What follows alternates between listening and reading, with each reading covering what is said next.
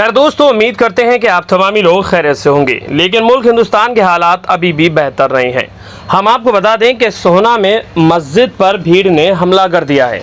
महिलाओं और बच्चों को बचाने के लिए सिख समुदाय दौड़ा है, जिसने कि आगे बढ़ कर के अपना हाथ बढ़ाया है। लेकिन मामला ये है कि यहाँ पर मस्जिद पर हमला कर दिया है।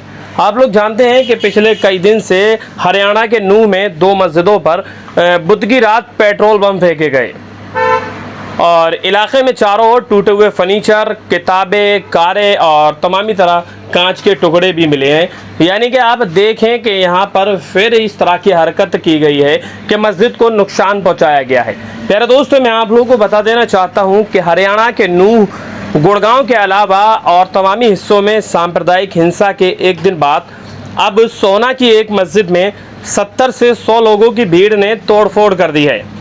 हालांकि करीबी लोगों ने कहा है कि मस्जिद के इमाम, उनका परिवार और मदरसे में पढ़ रहे 10 से 12 बच्चों का एक समूह जो है सुरक्षित बच गया है, क्योंकि सिख समुदाय के लोगों ने वहां पर झड़पों के बीच बचाव कर दिया, वरना आज बहुत बड़ा नुकसान यहाँ पर होने वाला था।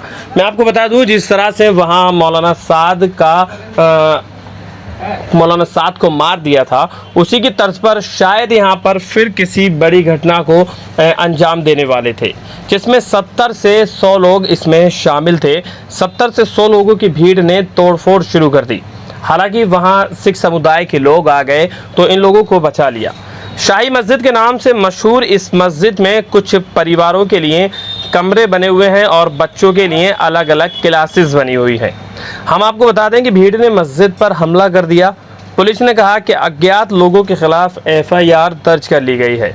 पुलिस ने कहा कि जब करीबी लोगों ने उन्हें घटना की जानकारी दी तो कार्रवाई की गई है। हम आपको बता दें कि भीड़ ने किया था मस्जिद पर हमला। इमाम कलीम, जो अपने 4 भाइयों और उनके परिवार के साथ मस्जिद में रहते हैं, उन्होंने अपने 30 और लोगों के साथ हुई इस घटना के बारे में बताया। इमाम साहब ने कहा कि हम सभी डरे हुए थे, लेकिन पुलिस ने फ्लैग मार्च किया और अनाउंसमेंट किया कि क्षेत्र में कोई भी ताज़ा हिंसा नहीं होगी। हमें कुछ देर के लिए काफ़ी ज़्यादा राहत मिली और हमें सुकून भी मिल गया। हमने काम फिर से शुरू कर दिया।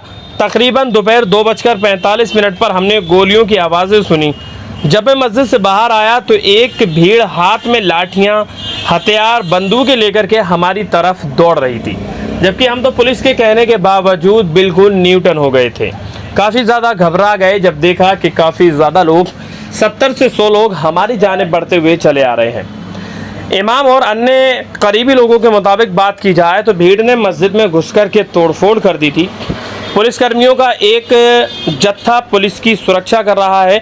उनमें से एक ने दावा किया कि पुलिस और सिख समुदाय के बीच जो है 10 मिनट के भीतर आ गए। इमाम बच्चों के साथ साथ 30 लोगों के साथ अलग क्वार्टर में छिपने में कामयाब रहे। इमाम ने कहा कि हमने सारी उम्मीदें खो दी थी। मैंने अपने भाई से सभी महिलाओं और बच्चों को मस्जिद के पीछे ले जाने को कहा।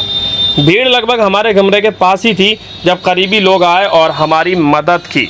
उसके बाद हम लोगों को काफ़ी ज़्यादा सुकून मिला। उनकी मदद करने वाले स्थानीय लोगों में से एक पलवल का छात्र है गुड्डू ने कहा कि हमें हमले के बारे में सोहना मस्जिद के आसपास के करीबी लोगों से घबराहट भरे फ़ोन आए थे। वहाँ बच्चे थे। हमने हस्तक्षेप करने का फैसला किया। उन्होंने कहा कि केवल 10-12 पुलिसकर्मी थे, जबकि मस्जिद के बाहर सैकड़ों की तादाद में संख्या मौजूद थी। लेकिन मैं आप लोगों को बता दूं, जैसे ही भीड़ मस्जिद के अंदर चीज़ें तोड़ना शुरू कर देती है तो करीबी लोग मस्जिद की इमारत से सटे हुए आवासीय क्वार्टर की ओर चले गए। उन्होंने सबसे पहले महिलाओं और बच्चों को बचाया और हमारे लोगों ने बच्चों को उठाया और वैन की ओर ले गए। उन्होंने कहा कि हमें किसी भी मामले में दखल देना किसी समुदाय या समाज को नुकसान पहुँचा पसंद नहीं है, लेकिन हस्तक्षेप करना पड़ा क्योंकि कई लोगों की जान जोखिम में थी। हमारे जवानों ने समय रहते हुए बाकी तमामी लोगों को बचा लिया। लेकिन अगर बात की जाए तो हालात का जायज़ा लिया जाए, अगर वहाँ करीबी लोग या सिख समुदाय के लोग नहीं पहुँचते तो कहीं ना कहीं बहुत बड़ा हादसा हो सकता था। कहीं ना कहीं इन 300 लोगों को मारा जाता या मस्जिद के इमाम साहब को नुकसान पहुँचाया जाता। दोस्तों, अभी हालात बेहतर नहीं हैं।